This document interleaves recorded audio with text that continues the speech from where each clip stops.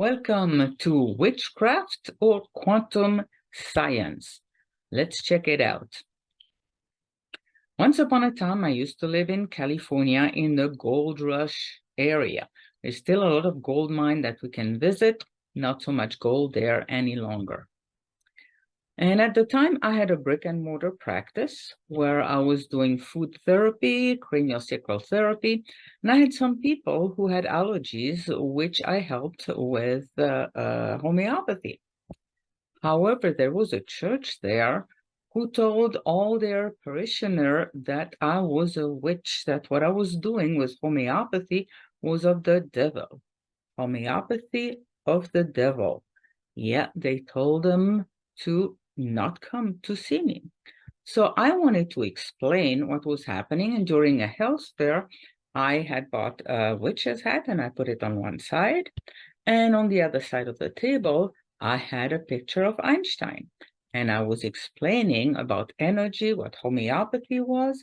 I also had my device, a QXCI. I was doing demonstration on people. I talk about Kirlian photography, how we see the energy around people. I talked about atoms and how they just energy vibrating at different frequencies. That's what I was working with. It was not witchcraft, but guess what?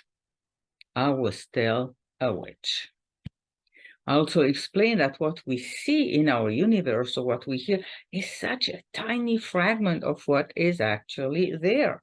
We don't see, what's here. It's not empty, but we just don't see it. Some dogs can see, I believe they see infrared or ultraviolet, I forgot, and the bees see the other things, but we don't see gamma radiation. We don't see our Wi-Fi. Also, it seems we have tools now to show what Wi-Fi frequencies are, and that's somebody encompassed in it. Think about it. Now, when we have Wi-Fi around that, how is it affecting us? So the analogy was given that all what is known about the universe could be from the distance from San Francisco to New York. And what we see from that universe is a distance between our elbow to our wrist. So this is what we see, and San Francisco to New York is what we believe exists for now. We don't see very much. We don't understand very much. We know there is all kind of stuff, but we don't see it yet. You may have heard about the witches of Salem, people accused of witchcraft in colonial Massachusetts in the 1700s. These people were hung, and now they've been exonerated because we understand that what they were doing was being midwives and working with herbs at the time, which at the time the church did not approve of. It was witchcraft. It was not understood. So I went to court for a divorce in was around 2000. And I had an attorney, and he told me, I'm not going to take your money any longer because the judge doesn't like you. You're going to lose everything. And then he sheepishly asked me, I'm not going to take care of you, but you're not going to cast a spell on me, are you? Guess what? I was still a witch. So is it witchcraft? Is it miracle? To me, it's unexplained science as it is nowadays. You may have heard about the med beds, those remarkable feat of technology that are already known to be able to cure about any kind of disease. They can regrow legs if you lost a leg. They can help with PTSD. They do amazing things. Apparently, the technology is here, not quite available yet. And I know some people who said, well, I'm going to eat whatever. I don't care what disease I have. I'm going to wait for the med beds to put me back in shape. Well, how about we take care of ourselves right now? We can understand energy a little bit. There are instruments that show that when we're frustrated, our energy is, looks very angry, frustrated, up and down. And when we are in a state of gratefulness or appreciation, it is much more peaceful. So we know we can change our mind, and it changes our energy, our frequencies, and we feel much better.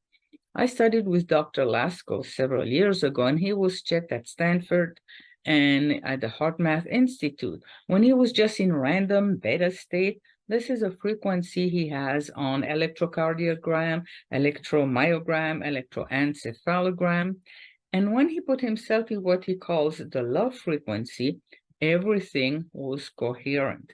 And in that state, he was able to stop the growth of cancer cells in a petri dish. He was also able to protect cells from the attack of antibiotics. It was quite amazing.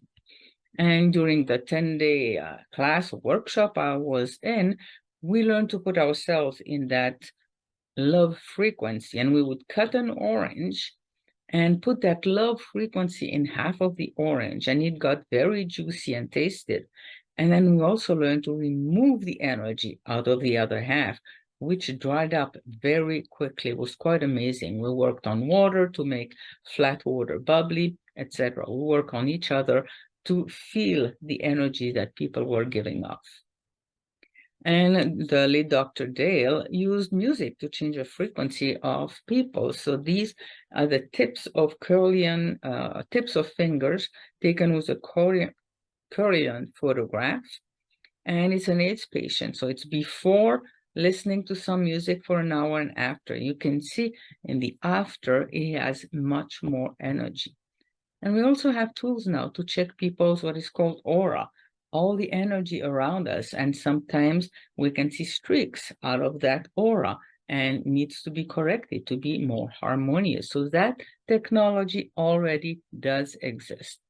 And then, of course, there is the called God particle, the Higgs boson that was discovered in August 2012. Apparently, it's the particle that makes matter. You have atoms, you have quarks, and it goes smaller and smaller until you get to that Higgs boson, and it doesn't go any smaller.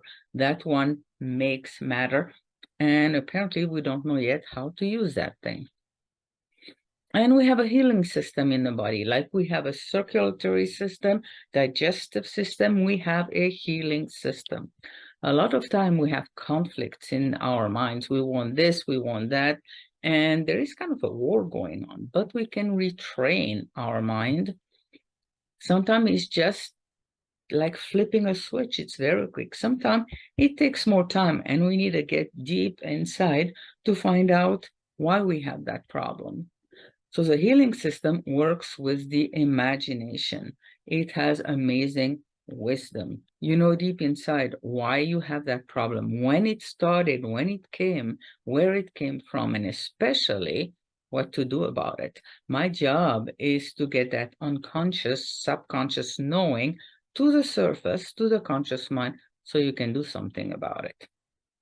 And there's all kind of stories that are quite entertaining on my website about what people come up with their imagination.